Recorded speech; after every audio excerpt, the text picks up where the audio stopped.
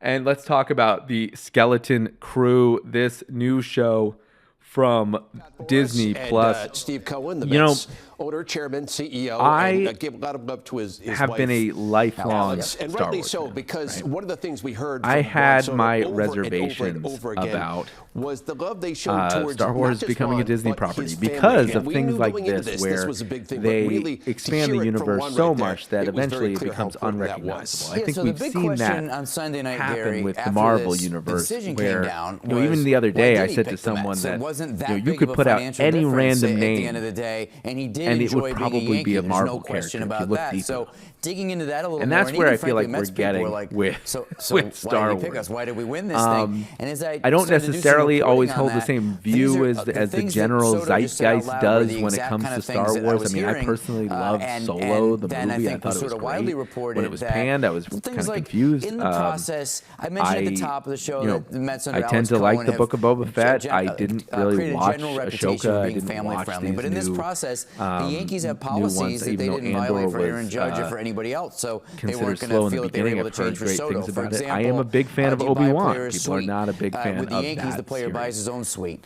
The Mets are willing to be more flexible. But I with things know like that. Field passes, for a clubhouse fact access that for one of the kids. big These things criticisms do of not Star make Wars or break in a nearly particular $800 million was deal. But I'm telling you, this is a human the being that's sitting up fact there, that it was regardless of how so much he's worth. And these tied things to the mean a lot to Skywalker him. saga He's close with his family. that I was starting to it get felt into this like a little each bit of when the they took the series podium, that would but come up what Soto subsequently was would known to do for always the have some Yankees was show tangential up to the connection ballpark, put his back to AirPods the in, original work hard, series. No play matter hard, how far you hit felt like you were all-future going, Hall of Famer, eventually go home, all where he lives roads with his led mom to Luke. in upstate Right? New York. And that's where I feel like this new show, The Skeleton Crew, really or anything like that. shines, He's a real, right? quiet kind of It family guy. So doesn't seem making like his it family connects feel back good, to anything. And so much so that in the first couple episodes, and that was the 2 episodes that I've seen so far, so I can't really give it a true review. The first 2 episodes that I've seen focus so much on the mundane of life, the mundanity of life, that you feel like you're not even watching a Star Wars film anymore, which is funny, right? You see a dad give his son lunch money. You see a son complain about the lunch money. You see a son not want to study for an assessment test. You see kids that are sitting waiting to get placed in jobs. And there was about 20 minutes into the show where I said, you know what? I come to Star Wars to escape this. Right? I don't know if I want to see it played out in some distant universe. So the Skeleton Crew, which again is on Disney Plus and has 2 episodes. I think the 3rd episode dropped a couple days ago. I haven't watched it, but the first 2 episodes dropped a couple weeks ago. Is a kids show, right? Let's call a spade, right? It's not. It is I want to say a Stranger Things like show in the Star Wars universe, in the fact that it stars like for kids, right? For younger than Luke type kids, like 12-year-olds seeking adventure, right? On this planet that seems to have everything kind of lined up. I watched 2 episodes. They're very quick. If you're looking for an easy kind of viewing experience, the Skeleton Crew is great, right? Don't expect too much from the writing. The writing is kind of it reminds me of just adults trying to write for kids, because it doesn't sound like a kid. The dialogue does not sound like what a kid would talk like, right? And it's just a little bit Disney-fied. It's a little bit kind of too polished to be actually kids. I'm not saying that you should inject Riz and Skibbity Toilet into every single conversation, but it doesn't sound natural in a way when you watch the show. And it's kind of boring in the beginning. It's very much a roller coaster in terms of emotion.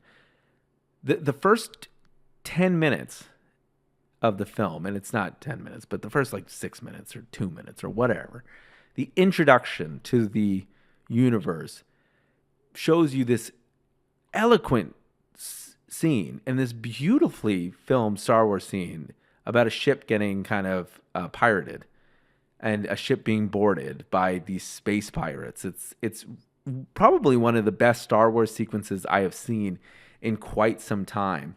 And it's and it's very much reminds you that you're watching a Star Wars film.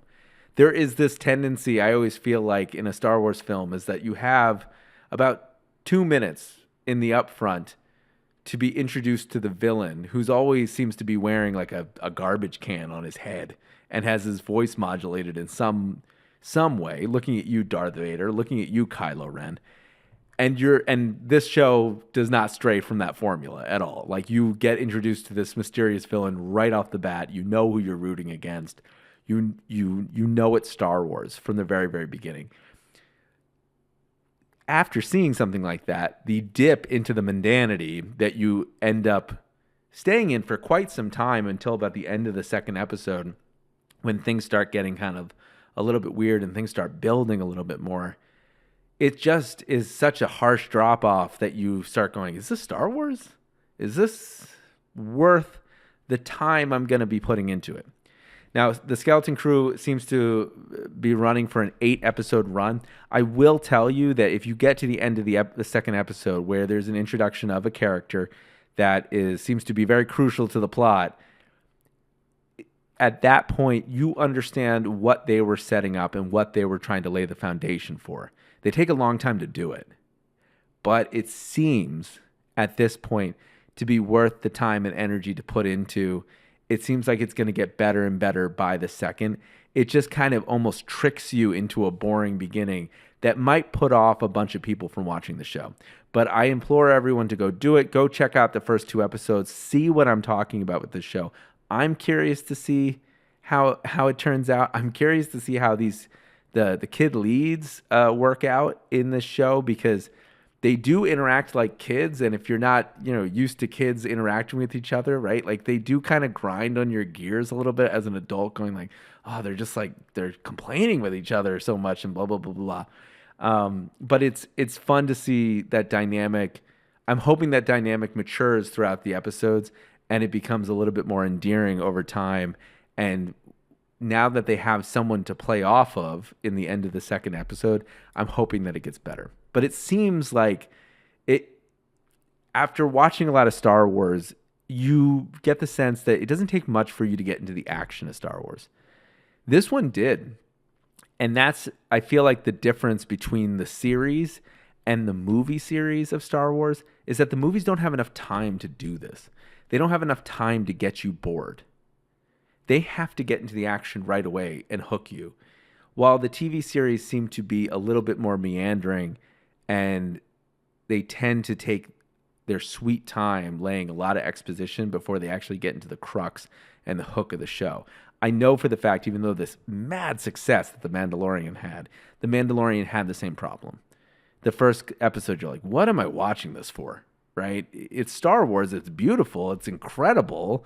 The sets, the lighting design, the alien design, I mean, the puppetry, it's great. The CGI, unbelievable.